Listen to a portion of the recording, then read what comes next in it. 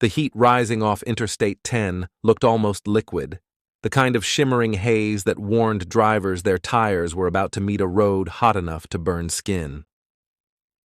Traffic was steady that afternoon near Houston, families heading home from errands while long-haul truckers pushed to stay on schedule. In the far right lane, a Ford Explorer traveled at ordinary speed, kids in the back, the mother talking quietly to her husband as they passed a line of billboards. Nothing about the drive suggested danger until the rear left tire burst with a sharp crack that sounded like a shotgun blast. The Explorer jerked violently, swayed across 2 lanes, and then rolled, flipping more than once before landing on its roof in the ditch. By the time rescuers arrived, 2 passengers were dead. The survivors couldn't understand how an ordinary highway tire with no warning signs had turned a routine drive into a fatal crash. What no one on that road yet knew was that the same kind of failure had been happening across the country for years, quietly building into one of the deadliest automotive safety crises in modern history.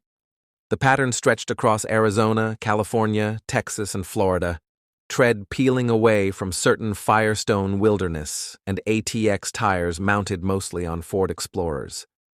In each case, the sequence repeated with chilling consistency: tread separation, sudden loss of control, rollover, and catastrophic injury.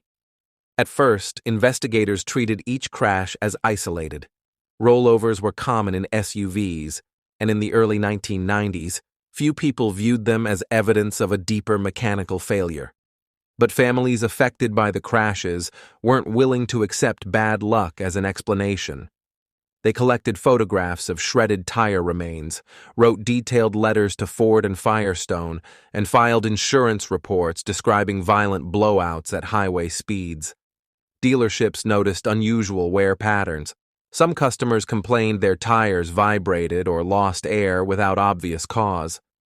Internally, Firestone engineers in Illinois had begun documenting tread separations during tests on certain tire models built at their Decatur, Illinois plant. They noticed that intense heat, especially in southern states, made the rubber layers expand at different rates, loosening the bond between the steel belts and the tread. When those layers separated on the highway, the tire could unravel in seconds. Ford had concerns of its own. The Explorer, its best-selling SUV, had a higher center of gravity than a sedan, making it more vulnerable to rolling once a tire failed. To make the vehicle feel more stable to customers, Ford recommended tire pressures lower than Firestone preferred. That softer pressure smoothed the ride but increased heat buildup, which only made tread separations more likely. Behind closed doors, the 2 companies debated quietly, each pushing for its own specifications, neither fully acknowledging how dangerous the combination could become. By the mid-1990s, the number of accidents had grown large enough that insurance investigators began to cross-reference cases. They found the same tire models involved again and again. Attorneys representing victims started compiling lists of similar crashes in multiple states, and their findings suggested the failure rate was dramatically higher than industry standards. Journalists in Houston and Phoenix started asking questions. Their early reporting uncovered something alarming. Firestone had already removed certain tire lines from the Middle East and parts of Asia due to safety concerns. But those same models continued to be sold widely in the United States. The turning point came in February 2000, when a Houston television station aired an investigative report showing tire remnants recovered from fatal Explorer crashes. Viewers saw tires ripped in perfect strips, steel belts curled outward like torn wire. That broadcast triggered a wave of families coming forward with stories that matched the pattern exactly. Soon after, the National Highway Traffic Safety Administration opened a formal investigation into the tires.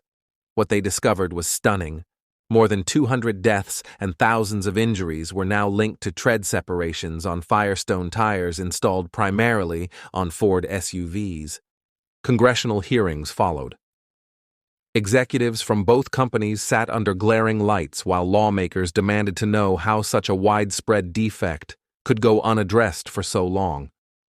Firestone argued that Ford's recommended tire pressure created unsafe heat levels.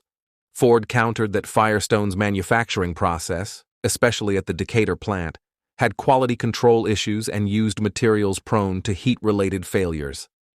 Documents from both companies revealed engineers had raised concerns years earlier, and some tests had shown potential danger long before the crashes reached national attention. Meanwhile, families who had lost children, spouses, or parents sat in the hearing rooms, listening as two corporations tried to assign blame. In August 2000, Firestone announced a recall of more than 6.5 million tires, the second largest tire recall in American history. Dealerships were overwhelmed as owners lined up to replace their tires, many unwilling to drive their vehicles even to the service bays. Ford took the unusual step of offering free replacements beyond the official recall list, trying to steady the Explorer's reputation. Still, trust was broken. Many families traded in their SUVs altogether, unwilling to risk another blowout. Investigators eventually concluded that several factors interacted to create a deadly combination. Tires produced at the Decatur plant during certain years were more vulnerable to heat-related failures. When mounted on Explorers running at Ford's lower recommended pressure and driven heavily in hot climates, they were exposed to conditions that encouraged the tread to separate. Once separation began, the Explorer's design, common to many SUVs at the time, left little room for recovery. A sudden rear tire failure almost always led to a rollover. The crisis reshaped automotive safety standards. Federal regulations introduced more rigorous tire testing, better reporting requirements, and stronger oversight for manufacturing plants. The once stable partnership between Ford and Firestone, dating back nearly a century, collapsed under the strain. Firestone eventually ended its supply relationship with Ford, severing a connection that had defined both companies for generations. But for families living with permanent injuries or the loss of loved ones, no recall or regulation erased the memories of what happened on those highways. They remembered the moment the tire burst, the way the SUV twisted, the sound of glass breaking, and the silence afterward. Their testimonies, not corporate data, ultimately pushed the crisis into the public eye and forced changes that saved lives. The Ford/Firestone blowout crisis remains one of the clearest examples of how small mechanical failures, ignored long enough and spread widely enough, can become national disasters. It is a reminder of how quickly safety can unravel when warnings go unheeded, and how many people can pay the price before someone decides to listen. Thank you for listening to Road to Ruins. Subscribe for more true stories where systems fail and people pay the price.